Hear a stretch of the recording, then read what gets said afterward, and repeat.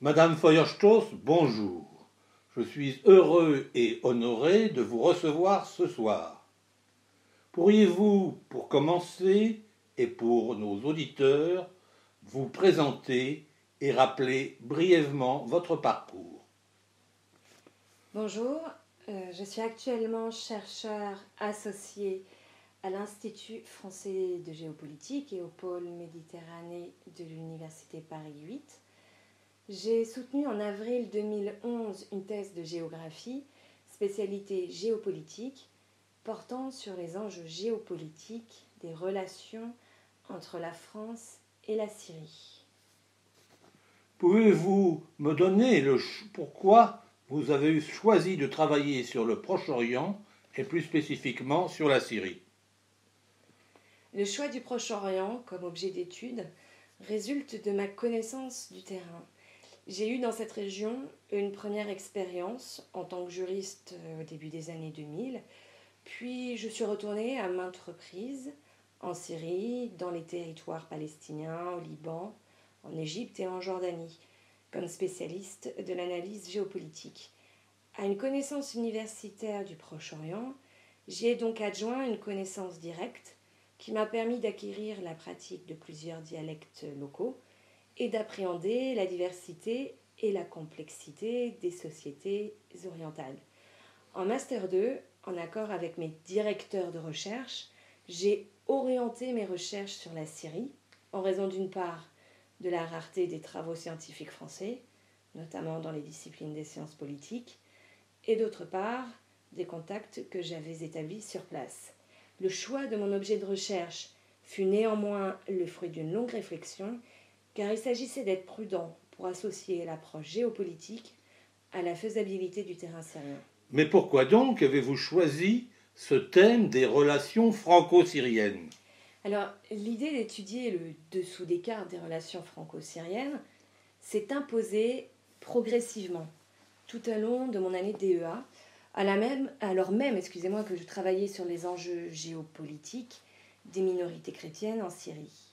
Sur le terrain, la prégnance de certaines représentations historiques à l'égard de la France dans les discours des élites rencontrées, qu'elles soient politiques, religieuses ou culturelles, m'a particulièrement frappée. Ces représentations étaient franchement hostiles chez les élites grecques orthodoxes, qui ne manquaient pas de rappeler la responsabilité de la France, fille aînée de l'Église catholique, dans les divisions intrachrétiennes, alors qu'à contrario, elles étaient plutôt favorables dans les discours des Grecs catholiques et des Maronites. Or, dans la démarche géopolitique, on accorde de l'importance à la permanence de certaines représentations historiques, même si ces représentations s'avèrent douteuses ou fausses au regard de l'état actuel des recherches. On s'y intéresse dans la mesure où elles s'avèrent actives, c'est-à-dire susceptibles de déterminer ou au moins d'influencer des stratégies politiques. Par ailleurs, à l'époque où j'ai commencé mes recherches de thèse, nous étions en pleine période de rapport de force franco-syrien, cristallisé autour de l'assassinat de Rafik Hariri le 14 février 2005 à Beyrouth. C'est le président français en personne de l'époque, Jacques Chirac, qui prit la tête du mouvement d'isolement international du régime syrien et soutint l'idée de la création d'un tribunal international spécial pour le Liban. Dans la tempête médiatique ambiante, aucune voix discordante, ou si peu, ne s'éleva, ne serait-ce que pour rendre compte de la complexité des enjeux locaux, nationaux et régionaux, qui manifestement semblaient échapper à nombre de journalistes.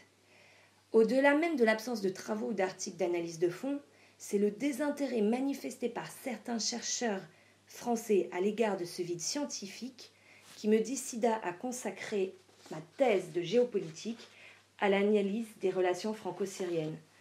En effet, mon expérience et ma connaissance du terrain me laissaient penser qu'il existait certainement des enjeux qui méritaient d'être identifiés puis analysés afin de mieux appréhender les dynamiques internes et régionales en cours.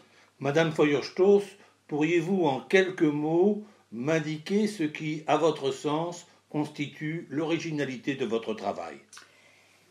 Tout au long de mes recherches, j'ai été animée par le souci constant de présenter l'ensemble des logiques transversales et des représentations contradictoires des différents protagonistes, que celles-ci soient historiquement justes ou pas, l'important étant leur impact sur les analyses et l'élaboration des stratégies des différents acteurs.